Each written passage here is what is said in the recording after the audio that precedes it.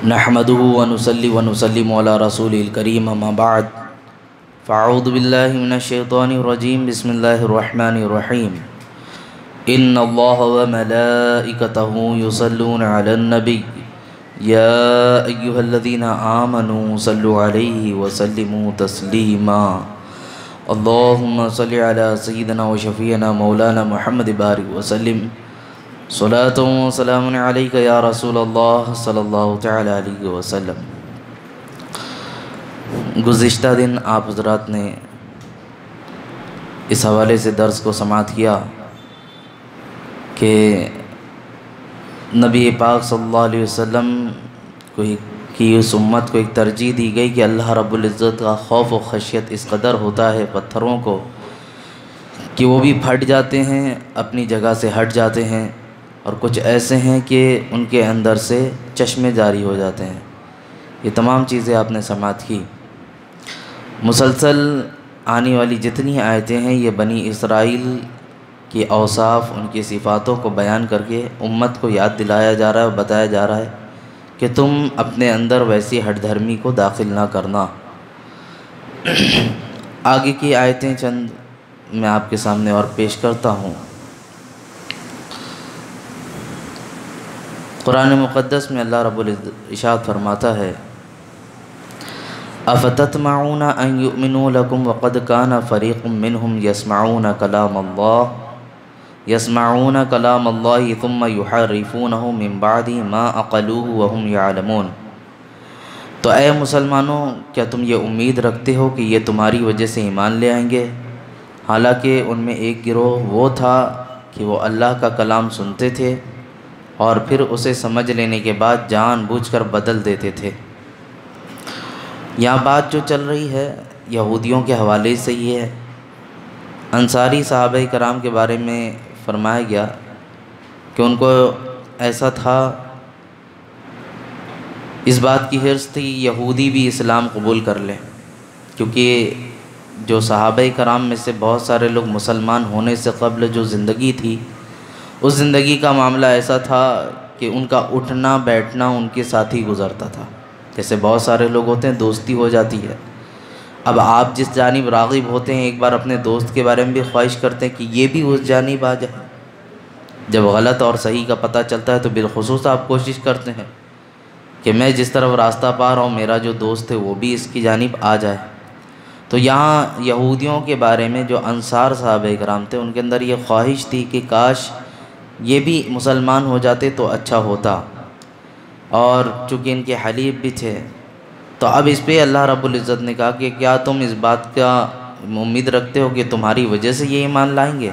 حالانکہ ایسا نہیں ہے۔ ان میں ایک گروہ ایسا ہے کہ جو عالم ہے، عالم مطلب سمجھتے ہو، یعنی توریت کا علم رکھنے والا۔ اللہ رب العزت نے حضرت موسیٰ علیہ السلام پر توریت نازل فرمائی تو اس کے اندر نبی پاک صلی اللہ علیہ وسلم کے اوصاف اور صفات بڑی کثرت سے ذکر کیے گئے تھے۔ یہ اس کو جانتے تھے، اوصاف کو بھی جانا، توریت کو یہ بھی مانا کہ اللہ کی کتاب ہے، حضرت موسیٰ کی بشارت کو بھی سنا۔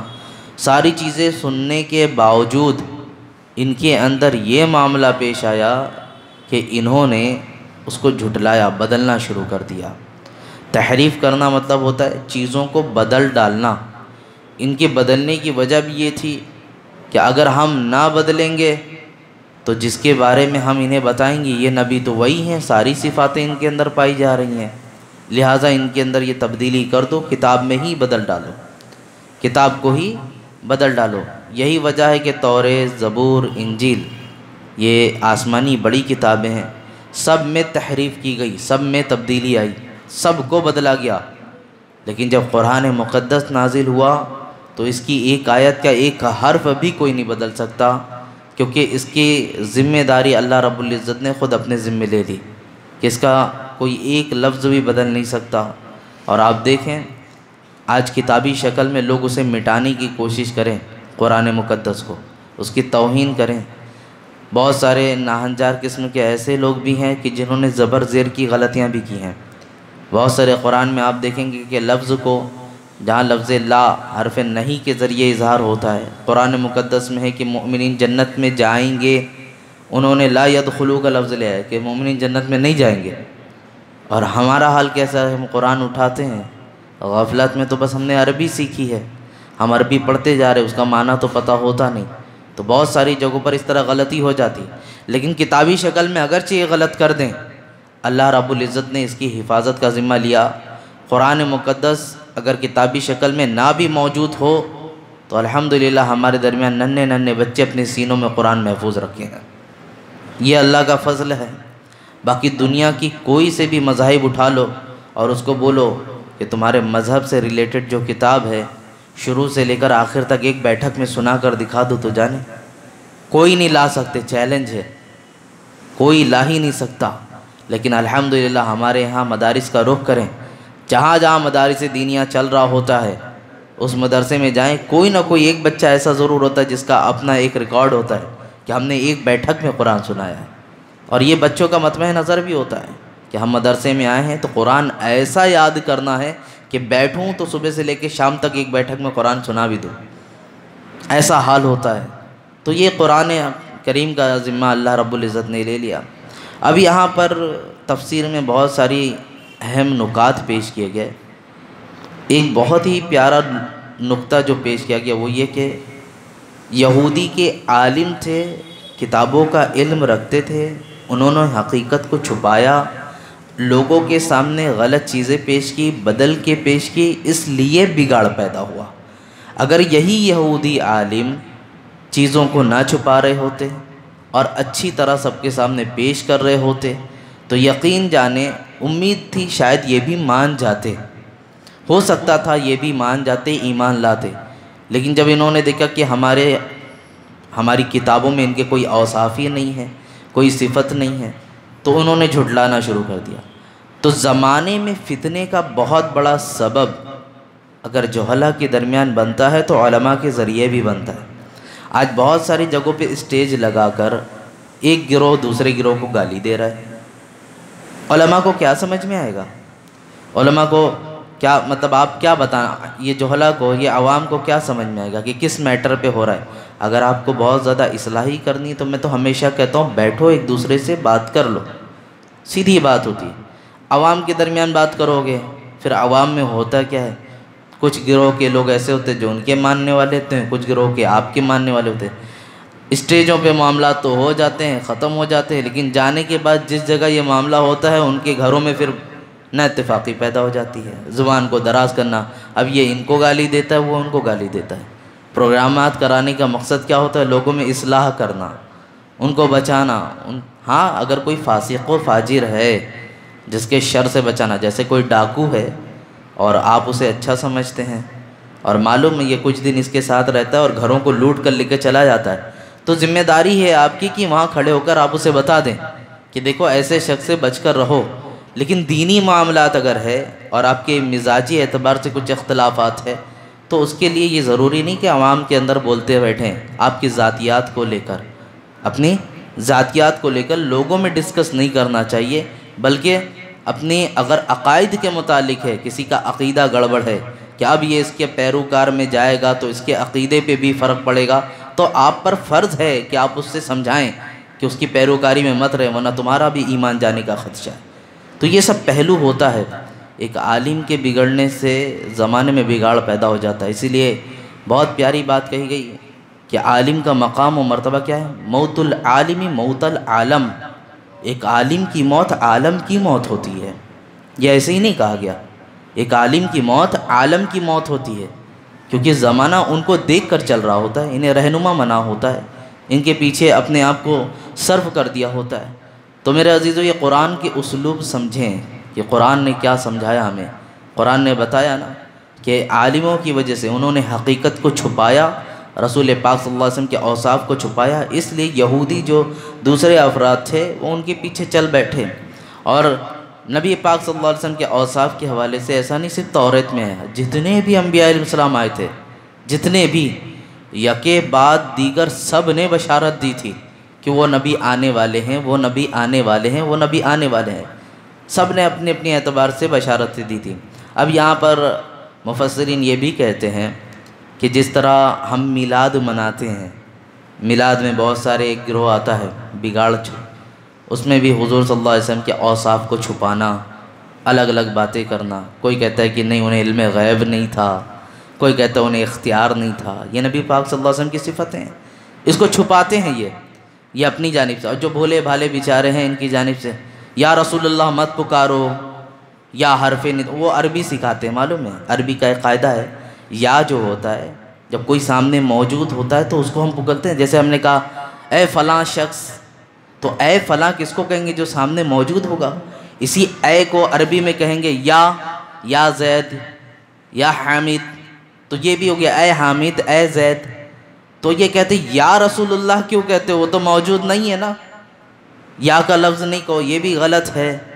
تو یہ اتنے زیادہ بگاڑ پیدا، اور بیچارہ جو چند دنوں کے لیے آیا رہتا ہے وہ عربی کے تھوڑے تھوڑے طریقے سنتا ہے، بولتا ہے ارے یہ بات ہے، ہمیں تو پتہ ہی نہیں تھا، ہم تو زندگی بھر یا نبی سلام علیکہ پڑھتے آئے ہیں۔ یہ سارے تو میرے عزیزو بولنا یہ ہے کہ نبی پاک صلی اللہ علیہ وسلم کے متعلق بدعقیدگی ڈال دینا، ان کے اوصاف کو چھپانا، یہ یہودیوں کا طریقہ ہے، یہ یہودیوں کا طریقہ ہے۔ اور آپ کو اگر یہ جو گروہ ہے نا، جو گروہ بنا ہے جنہوں نے یہ اختلافات پیدا کیا اور لوگوں کے سامنے پیش کیا کہ علم غیب کا انکار کرو، ان کے اوپر اور زیادہ لانچن لگاؤ کہ اختیارات کل نہیں ہیں، انہیں الگ الگ چیزیں اپنے اعتبار سے حاضر و ناظر ہو گیا، یا رسول اللہ کی صدا ہو گئی، ان کے اندر بھی اختلاف ہے، کوئی کچھ کو مانتا ہے، کچھ کا انکار کرتا ہے، کوئی کل کا انکار کرتا ہے، تو بہت ساری چیزیں۔ تو یہ یہودیوں کی صفت ہے، یہودیوں کا طریقہ ہے۔ اور اگر آپ ان کی تحقیق پر چلے جائیں گے تو یہ پیدا بھی یہودیوں کی وجہ سے ہوئے ہیں۔ آپ ان کی تحقیق پر جائیں گے کہ یہ گروہ تشکیل کب پایا؟ انگریزوں کا دورہ تھا، انگریز تھے کون؟ یہ انگریز ہیں کون؟ آج بھی جا کر دیکھ لو، آپ تفتیش کر لو۔ یہ جو مسجد اقصیٰ کے معاملات آج چل رہے ہیں، فلسطین کے اوپر ظلم ڈھائے جا رہے ہیں، غازہ کی سرزمین پر خون قتل و غارت کا جو بازار گرم ہے، اور وہاں بچوں پر نہ رحم ہو رہا ہے نہ بوڑھوں پر، یہ ساری چیزیں کون کر رہا ہے؟ یہ اپنے آپ کو یہودی ہی دکھنا، سامنے یہ آپ کو الگ الگ چہرہ، اور یہ اتنی خفیہ پلاننگ کے ساتھ کرتے ہیں ساری چیزیں۔ آپ کے درمیان موجود ہوں گے، آپ کو پتہ نہیں ہوگا، یا آپ کے درمیان بیٹھیں گے، آپ کو پتہ نہیں ہوگا، یہ ساری پلاننگ کے ساتھ کر رہے ہوتے۔ تو میں بتانا چاہتا ہوں، غالباً یہ جب جنگ آزادی ہونے سے قبل مسلمانوں کو پورے ہندوستان میں 1-1 کلومیٹر کے دور پر انگریزوں نے بالخصوص علماء اہل سنت کو پھانسی لگا لگا کر درختوں پہ ٹانگ دیا تھا، ہزاروں کی تعداد میں یہ ہے، جس میں آواز اٹھانے والے علماء اہل سنت تھے، اس میں حضرت عنایت احمد کاکوری رحمۃ اللہ تعالیٰ علیہ بھی تھے۔ ان کو تو جزیرے اینڈمین میں بند کر دیا گیا، گرم گرم استری پریس، اس کو لے کر آئرن کو ان کے پیٹھ پر پھرایا گیا تھا، چمڑیاں چپک چپک کر نکل رہی تھیں، یہ ساتھ میں کیا گیا ان کے ساتھ، بہت ظلم اٹھایا گیا تھا، بہت زیادہ ظلم ہوا تھا۔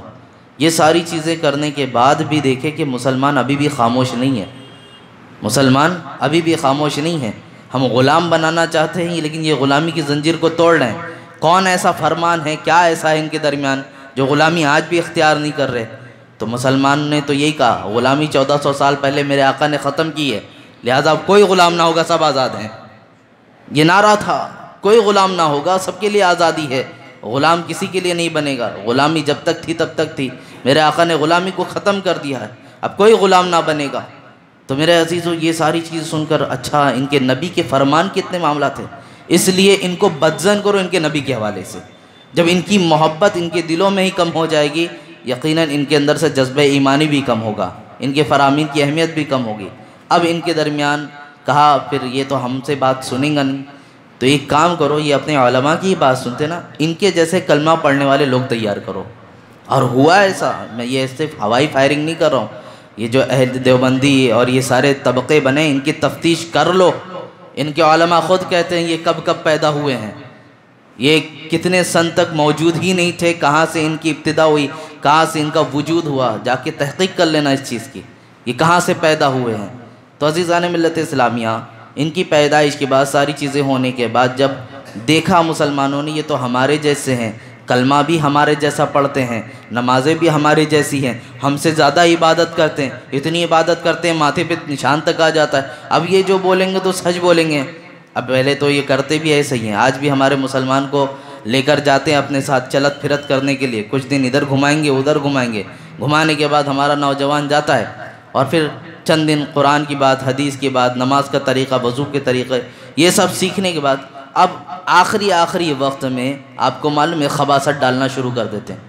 یہ ایسے ہی نہیں کہہ رہا ہوں، آسام یا ممبئی سے ایک قافلہ گیا تھا، میں نے کہا نا میرے گھر کا ایک بچہ خود غفلت میں اس نے کہا قافلے میں جا رہے ہیں، ماں باپ نے اجازت دے دی، بعد میں تفتیش کیا قافلہ کس کا ہے، بہت سارے قافلے جاتے ہیں، تو بعد میں پتہ چلے کہ قافلہ یہ اپنے اہل سنت اور جماعت کا نہیں، دوسرے مکتب فکر کے لوگوں کا ہے۔ تو وہ گیا، میں نے کہا جو وہاں سنے گا اس کی تھوڑی آڈیوز بھیجتے رہنا، کافی کچھ بھیجا، بہت اچھی باتیں بتائیں انہوں نے، ایسا نہیں ہے، بہت اچھی باتیں بتائیں، تربیت کی، کھانا پینا بھی اچھا تھا، رہن سہن بھی اچھا تھا، سب تھا۔ آخری وقت میں انہوں نے خباثت ڈالنا شروع کر دیا کہ نبی پاک صلی اللہ علیہ وسلم نعوذ باللہ من ذالک مر کر مٹی میں مل گئے، وہ بھی ہمارے جیسے ہی بشر تھے۔ تو میں نے ان کو یہی کہا کہ یہی چیز ہوتی ہے کہ بکٹ بھر کے دودھ لا کر دیتے رہنا کہ یہ دودھ ہے، آخر میں 2 قطرے اس کے اندر پیشاب کے ڈال دو، کہتے دودھ ہے پیو، کوئی حرج نہیں، کوئی پیے گا؟ کوئی نہیں پیے گا۔ تو یہ عقیدے میں جو بگاڑ پیدا ہوتا ہے یہ یہی ہے، تمہارا عقیدہ لاکھ اچھا ہو، سب کچھ ہو، لیکن نبی پاک صلی اللہ علیہ وسلم کے بارے میں بدگمانی آ گئی، خرابی آ گئی تو سارا عقیدہ بگاڑ وہیں ہو جاتا ہے۔ لوگ بولتے ہیں نا یہ بھی مسجد ہے وہ بھی مسجد ہے، یہ بھی اللہ کا گھر وہ بھی اللہ کا گھر، ایسے ہی کہتے ہیں نا، یہ بھی مسجد ہے وہ بھی مسجد ہے، یہ بھی اللہ کا گھر وہ بھی اللہ کا گھر، سب کو ساتھ لے کر چلنا چاہیے۔ تو میں ان کو یہی مثال دینا چاہتا ہوں، کیا تمہارے ماں باپ کو کوئی گالی دے گا پھر بھی تم ساتھ لے کر چلتے رہو گے؟ ان کو برا کہے گا ساتھ لے کر چلتے رہو گے؟ عزیزان ملت اسلامیہ، اللہ نے آپ کو شعور دیا ہے، اللہ نے آپ کو سمجھ بوجھ دی ہے، کیوں نہیں کبھی یہ سوال ہوتا کہ ہم نمازوں میں بیٹھ کر نبی پر تو سلام بھیج رہے ہوتے ہیں، صالحین پر سلام بھیج رہے ہوتے ہیں، نماز کے باہر کھڑے ہو کر سلام بھیج دیا تو یہ کیوں غلط ہے؟ سوال کیوں نہیں کرتے آپ؟ میرا تو یہی کہنا ہے، آپ ہر چیز کے بارے میں پوچھتے ہیں، تفتیش کرتے ہیں، اگر کوئی آپ کو بہکاتا ہے تو اس کے بارے میں سوال کریں، اور اگر آپ ہم سے دلیل مانگتے ہیں کہ وہ تو غلط کہہ رہے ہیں تو وہ غلط ہونے کی دلیل دیں، ہم صحیح ہونے کی دلیل دیتے ہیں۔ اور صحیح ہونے کی دلیل اس سے بڑھ کر کیا ہے کہ جو چیز نماز میں صحیح ہے باہر غلط ہو جائے؟ صحیح ہونے کی دلیل اس سے بڑھ کر کیا ہے؟ میرے خیال سے میں اگر آپ کو دوسرے الفاظ میں سمجھانے کی کوشش کروں، شاید ہندوستان کے اعتبار سے بات سمجھ میں نہ ہے، ہر کنٹری کی الگ الگ لینگویج ہوتی ہے، ہر کنٹری کی، آپ کہیں بنگالی جائیں گے بنگالی بولی جائے گی، یو پی میں جائیں گے تو وہاں پہ ایک پوروی بھاشا بولی جاتی ہے، ہر جگہ کی اپنی ایک الگ لینگویج ہوتی ہے، بولنے کا طریقہ الگ الگ ہوتا ہے، ٹھیک ہے؟ اب قرآن مقدس ہے یہ عربی لینگویج ہے، نماز میں تو عربی بھی ہی بولنا ہے، لیکن نماز کے باہر اگر اس کے ترجمے کو دیکھا جائے تو جو اس کے ترجمے کو سمجھے گا، کیا ضروری ہے ہر شخص اردو میں ہی اس کے ترجمے کو سمجھے؟ نہیں نا، ہم ہندوستانی اردو یا ہندی یا جیسا انگلش میں ہوگا جو لینگویج پہ ہمیں عبور حاصل ہو اس کے اعتبار سے سیکھیں گے، دوسری کنٹری کے لوگ جیسے ہیں ان کی جو لینگویج ہے اس کے حساب سے سیکھیں گے، لیکن جس عربی کو پڑھ کر وہ جب اردو میں بول رہے ہیں تو معنی تو وہی بول رہے ہیں نا، معنی تو وہی بول رہے ہیں، تو قرآن کا یا حدیث کا یا نماز کے اندر جو چیز ہم پڑھ لیں وہ عربی میں پڑھیں، نماز کے باہر اسی چیز کو اگر ہم اپنی لینگویج میں پڑھ دے رہے تو برا کیسے ہو گیا؟ غلط کیسے ہوا؟ مجھے بتائیں آپ۔ تو ان سے پوچھنا چاہیے، سوال کرنا چاہیے، تو آپ کے اندر پتہ چل جائے گا یہ سراسر ان کے اندر خباثت ہے۔ ہاں کچھ جگہوں پر غلطی ہماری ہے کہ جس کو بنا پر ہمیں وہ چہرہ دکھا کر پھر اہل سنت اور جماعت کو بدنام کیا جاتا ہے، کچھ جگہوں پر ہماری غلطی ہے جس میں میں بارہا برجستہ کہتا ہوں، یہ چادر و غاگر والا جو مسئلہ آ جاتا ہے ہمارے سامنے، عورتوں کا جم غفیر درگاہوں میں اندر جانے کے لیے، ہمارے یہاں تو منع کیا کہ عورتیں درگاہوں پر مت جائیں، کون سا سنی بولتا ہے درگاہ پر جائیں عورتیں؟ کون سا سنی بولتا ہے کہ مزاروں پہ لے کر جاؤ؟ کوئی نہیں کہتا، سب منع کرتے ہیں، کوئی گھمانے کے لیے لے کر جاتا ہے، ادھر ادھر لے کے جاتا ہے، اس کا اپنا معاملہ ہے، لیکن ہماری جانب سے جو فتوے ہیں، ہم لوگوں کی جانب سے جو مسائل بیان کیے گئے وہ یہ بیان کیے گئے کہ ان کا جانا حرام ہے، ان کا، بلکہ عورتوں کے بارے میں کہا گیا کہ اگر کسی مزار پر حاضری کی نیت سے عورت گھر سے باہر نکلتی ہے، اسی گھر سے باہر نکلتی ہے اس پر لعنت پڑنا شروع ہو جاتی ہے۔ اب یہاں تک سوچ لیں، اب پھر بھی عورتوں کا جم غفیر دکھاتے ہیں، مردوں کا چپک چپک کر چلنا، ساری چیزیں دکھا کر، اور وہ یہی چہرہ دکھاتے ہیں یہ سنی ہے، دیکھو درگاہوں کے پہ ایسے حاضر ہے۔ دوسرا آدمی بولتا ہے ہاں شریعت نے تو اس چیز کو منع کیا ہے، صاحب مزار کے پاس جا رہے ہیں اور اتنی زیادہ غلط حرکتیں ہو رہی اور ہوتی ہیں میرے عزیزوں۔ بہت سارے ہم شما سب جانتے اس چیز کو. تو یہ جو چیزیں ہوتی ہیں ان کو سنیت کا نام دے کر غلط غلط چیزیں پیش کی جاتی ہیں. اسی طرح ساؤتھ میں آگ لگا کر لوگ آگوں سے کھیلا کرتے ہیں. بچوں کو کچھ لوگ تو پینٹ کر کے ٹائیگر بنا کر اس کو الگ الگ چیزیں کرتے ہیں. بہت سی غلط چیزیں ہیں. اور نام کیا؟ ہم سب سے بڑے سنی ہیں. ہم سب سے بڑے سنی. یہ سنی نہیں، یہ سن کے سنی ہے. یہ سن کے سنی بنے اور سنی سن ہو گئے ہم تو کہیں گے. ان کو احساس بھی نہیں ہوتا کہ کر کیا رہے ہیں. تو میرے عزیزوں سیکھو سمجھو، حقیقت میں اہل سنت اور جماعت وہی ہے جو اعلیٰ حضرت رضی اللہ عنہ کا ماننے والا ہے، ان کے طریقے پر چلنے والا. ہم رضا رضا کا کلمہ جو پڑھ رہے ہوتے ہیں، ان کے نام کا جو ورد کر رہے ہوتے ہیں، اس کی وجہ یہ نہیں ہے کہ وہ خان پٹھان تھے. اس کی وجہ یہ ہے کہ وہ ہمارے ایمان و عقیدے کی حفاظت کرنے والے ہیں. آج ان کے ذریعے ہمارے ایمان و عقیدے کی حفاظت ہوئی ہے. انہوں نے ہی نجدیوں کو تار تار کر کے رکھا ہے. تو بہر کے بولنا یہ چاہتا ہوں، قرآن نے جو بتایا یہودیوں کے بارے میں کہ ہم لاکھ چاہتے ہیں کہ یہ یہودی مسلمان بن جائے یہودی، بلکہ قرآن نے تو یہاں پر اس طرح کہا. انصار چاہتے تھے، خواہش کرتے تھے. قرآن میں دوسری جگہ صریح آیت وَلَن تَرْضَ عَنْكَ الْيَهُودَ وَالنَّصَارَ حَتَّى تَتَّبِعَ مِلَّتَهُمْ. قرآن کہتا ہے کہ یہ یہودی اور نصرانی ہرگز راضی نہیں ہوں گے تم سے. یہ یہودی اور نصرانی تم سے ہرگز راضی نہیں ہوں گے جب تک کہ تم ان کے دین پر نہ آ جاؤ. قرآن صراحت کے ساتھ کہہ رہا ہے، یہودیوں کا نام لے کر کہہ رہا ہے، نصرانیوں کا نام لے کر کہہ رہا ہے کہ یہ ہرگز تم سے راضی نہیں ہوگا جب تک کہ تم اس کی ملت پر نہ آ جاؤ. آپ سوچتے ہو کہ آپ کی بات سن کر کے سب کا ساتھ سب کا وکاس ہر جگہ نہیں چلتا، بالخصوص عقیدوں کے ساتھ میں ہر جگہ نہیں چلتا کہ ان کو بھی لے کر چلو ان کو بھی لے کر چلو. لے کر چلو، بھائی چارگی دکھاؤ، سب ٹھیک ہے، لیکن عقیدوں کے ساتھ سودے کر لینا اور عقیدوں میں کہ ہاں چلتا ہے نہیں چلتا، ایمان چلتا چلا جائے گا آپ کا. تو بہر کہ بات یہ عرض کرنی ہے آپ کے سامنے. قرآن نے جو یہ بات پیش کی اس پر صحابہ کرام کے بارے میں فرمایا گیا کہ تم اس بات کی امید مت رکھو کہ وہ ایمان لائیں گے. پھر آگے ان کے بارے میں چند چیزیں اور بتائی جاتی ہے. قرآن کہتا ہے وَإِذَا لَقُوا الَّذِينَ آمَنُوا قَالُوا آمَنَّا وَإِذَا خَلَا بَعْضُهُمْ إِلَى بَعْضٍ قَالُوا أَتُحَدِّثُونَهُمْ بِمَا فَتَحَ اللَّهُ عَلَيْكُمْ لِيُحَاجُّوكُمْ بِهِ عِنْدَ رَبِّكُمْ أَفَلَا تَعْقِلُونَ أَوَلَا يَعْلَمُونَ أَنَّ اللَّهَ يَعْلَمُ مَا يُسِرُّونَ وَمَا يُعْلِنُونَ. یہ یہودیوں کی ایک اور صفت میں آپ کے سامنے پیش کر رہا ہوں. میں نے اس سے پہلے سورہ بقرہ کی ابتدائی آیت پر اس پر مجملاً جو ہے آپ کے سامنے کچھ بیان کیا تھا. اللہ تعالیٰ ارشاد فرماتا ہے اور جب یہ مسلمان سے ملتے ہیں، کون؟ یہودی، تو کہتے ہیں کہ ہم ایمان لا چکے ہیں، اور جب آپس میں اکیلے میں ہوتے ہیں تو کہتے ہیں کہ کیا ان کے سامنے وہ علم بیان کرتے ہو جو اللہ نے تمہارے اوپر کھولا ہے. یہ سوالیہ انداز میں کس سے کہتے ہیں؟ اپنے عالموں سے یہ ساری باتیں کہتے ہیں تاکہ اس کے ذریعے یہ تمہارے رب کی بارگاہ میں تمہارے اوپر حجت قائم کریں. کیا تمہیں عقل نہیں ہے؟ کیا یہ اتنی بات نہیں جانتے کہ اللہ جانتا ہے جو کچھ چھپاتے ہیں اور جو کچھ ظاہر کرتے ہیں؟ یہ اللہ تعالیٰ ان سے کہہ رہا ہے کیا چھپاتے ہیں کیا ظاہر کرتے ہیں. یہودیوں کی ایک فطرت یہ تھی کہ جیسے کہا نا میں نے، دوستی ہوتی ہے، حلیف ہوتے ہیں، ملنا جلنا ہوتا ہے. تو بات جب کہی جاتی تھی، سمجھائی جاتی تھی، تو چونکہ یہ اپنے عالموں سے سن کر آئے تھے کہ ان کی کوئی علامت نہیں، ساری چیزیں نہیں. اب یہ یہاں پر بیٹھتے بات چیت بھی کرتے تو کہتے ہاں تم لوگ سچے ہو، تمہارا رسول سچا ہے، ہم تو سب اسی چیز کو مانتے ہیں. یہاں پر تمہاری طرفداری کرتے ہیں. اور بعض جگہ ایسا بھی ہے کہ ایمان والے بن بھی گئے، لیکن جب جاتے ہیں خلوت میں اکیلے میں تو ہوتا کیا ہے، کیا ان کا معاملہ ہے، کیسی ان کی چیزیں ہیں.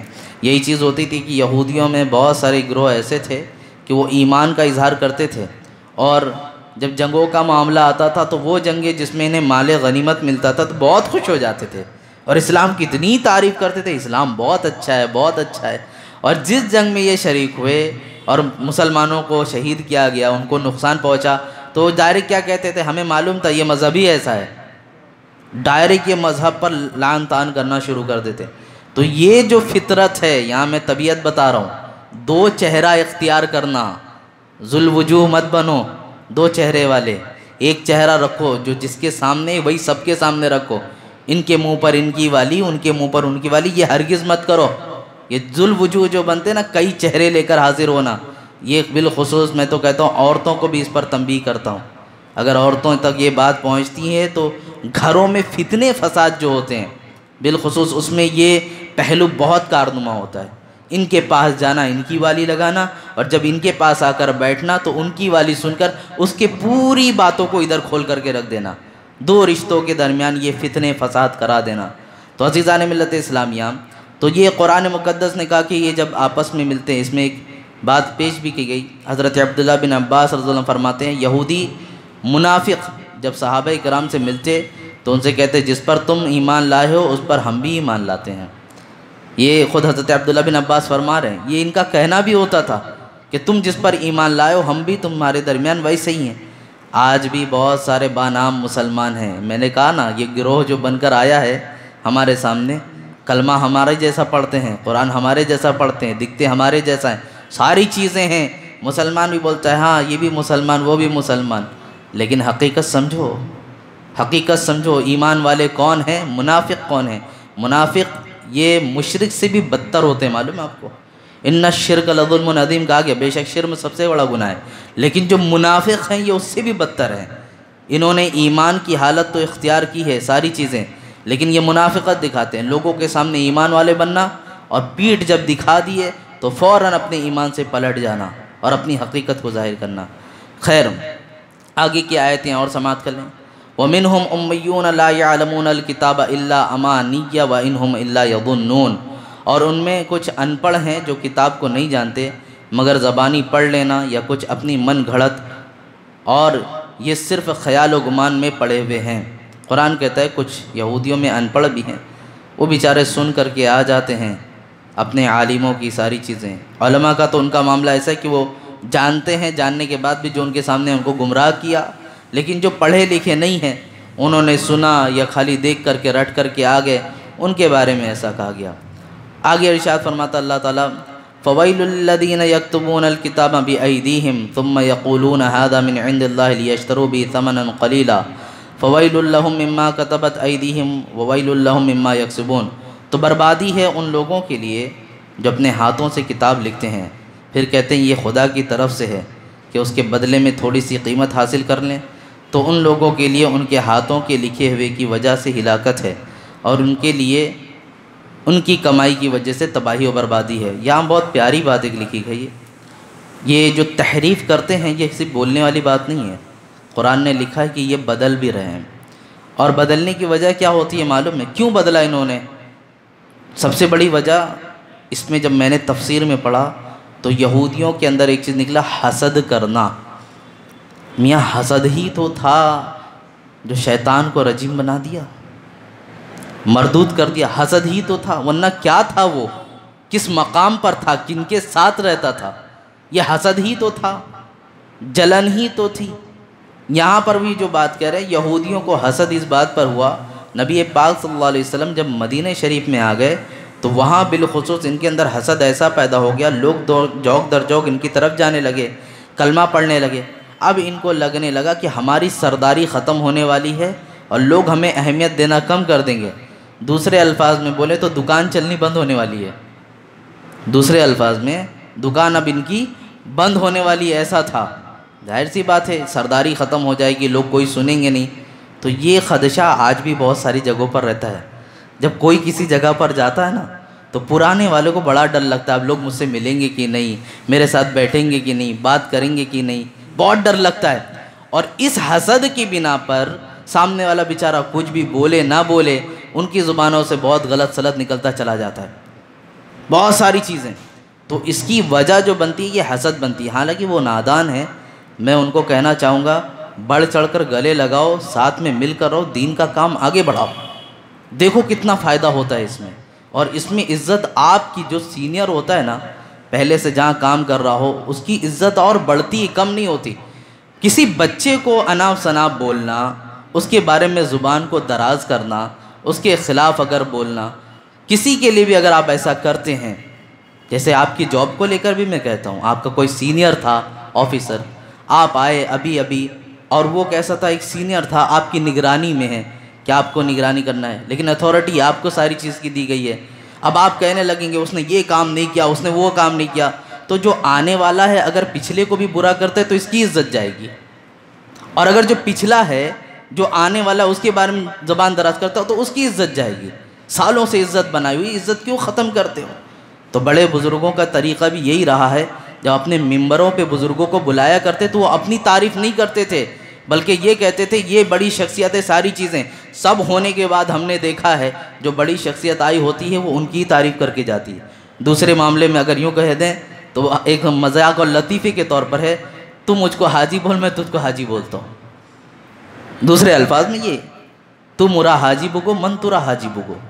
تم مجھے حاجی صاحب کو میں تمہیں حاجی صاحب کہتا ہوں تو مطلب دونوں حاجی صاحب بن گئے. اور اگر تم برائی کرو گے تو سامنے والا ظاہر سی بات ہے چھیڑو گے تو چھوڑے نہیں جاؤ گے. سیدھی بات ہے. تو یہ دنیا کا اصول ہے میرے عزیزوں. اپنے آپ میں یہ دیکھو یہ ساری چیزوں کو پہچاننا سیکھو کہ جب بگاڑ بھی پیدا ہوا تو سبب کیا بنتا ہے ان سب چیزوں کا. خیر خرابی بتائی گئی ساری چیزیں بتائی. یہ میں جو باتیں عرض کی آپ کے سامنے میرے تخیلات نہیں ہیں. میرے سامنے جو تفسیر کی کتاب ہے آؤ میں کھول کر کے دیتا ہوں. انہوں نے یہ تاثرات لکھے اس لیے میں نے سامنے پیش کیا. یہ لکھا ہوا ہے یہاں پر. ایسا نہیں ہے کوئی چیزیں لے کر اور پلاننگ کر کے مولانا آیت آئی ہے تو اس پہ یہ سیٹ کر کے بولنا ہے. یہاں لکھا ہوتا ہے آپ کے سامنے پڑھتا ہوں دیکھ کر بولتا ہوں. میں بھی بہت بڑا عالم نہیں مکتب کا ایک چھوٹا سا سیکھنے والا ادنا سا شاگرد ہوں. جو میں سیکھتا ہوں وہ آپ کے سامنے بیان کرتا ہوں. خیر تو یہ چیزیں آپ کے سامنے پیش کرا میں نے. یہ یہودیوں کی چال ہے خفیہ طور پہ سب چیز کرنا حق کو چھپانا لوگوں کے درمیان دو چہرے والے بن کر بیٹھنا. دکان کا بند ہونے کا معاملہ آئے تو جو چیزیں صحیح ہے اس کو چھپا کر اپنی ہی چیز کو اچھی رکھنا. یہ ساری یہودیت کی چال ہے. آگے ارشاد فرما لیں آخری آیت ہے بات کو مکمل کرتا ہوں. اللہ تعالیٰ ارشاد فرماتا ہے یہ یہودیوں کے بارے میں وَقَالُوا لَن تَمَسَّنَا النَّارُ إِلَّا أَيَّامًا مَّعْدُودَةً قُلْ أَتَّخَذْتُمْ عِندَ اللَّهِ عَهْدًا فَلَن يُخْلِفَ اللَّهُ عَهْدَهُ أَمْ تَقُولُونَ عَلَى اللَّهِ مَا لَا تَعْلَمُونَ. اور بولے ہمیں تو آگ ہرگز نہ چھوئے گی مگر کتنے گنتی کے چند دن. اے حبیب تم فرما دو کیا تم نے خدا سے کوئی وعدہ لیا ہوا ہے؟ اگر ایسا ہے پھر تو اللہ ہرگز وعدہ خلافی نہیں کرے گا بلکہ تم اللہ پر وہ بات کہہ رہے ہو جس کا تمہیں علم بھی نہیں. یہ بات جو چل رہی ہے اصل میں کس چیز کی؟ یہودیوں کا کہنا آج بھی ان کا ہے کہ جتنا گناہ کرنا ہے کر لو. پہلی بات تو ہم جہنم میں جائیں گے نہیں اور اگر گئے بھی تو گنتی کے چند دن. وہ گنتی کے چند دن کیا ہے؟ دو چیزیں ہیں. ایک گنتی کے چند دن یہ کہی گئی کہ 40 دن جو انہوں نے بچھڑوں کی عبادت کی تھی پیچھے تفسیر میں آپ نے سنا ہے حضرت موسیٰ علیہ السلام طور پر گئے تھے 40 دن کے لیے یہ قوم پوری بہک گئی تھی بچھڑی کی پرستش کرنا شروع کر دی. تو بولے ہمارے آباء و اجداد وہ لوگ جو گناہ کیے تھے 40 دن جو انہوں نے غلطی کی ہے اس کی ہی سزا ملے گی تو ملے گی ورنہ ہمیں کچھ سزا نہیں ملنے والی. ہمیں آگ چھوئے گی بھی نہیں. لفظ جو آیا ہے وہاں پہ یہی ہے لن تمسنا النار. ہرگز آگ چھوئے گی بھی نہیں. جلانے کی تو بات ہی چھوڑ دو. تو یہ جو ان کا خیال ہے انہوں نے خود سے گڑھ لیا ہے باتوں کو بنا لیا ہے. اس پر اللہ رب العزت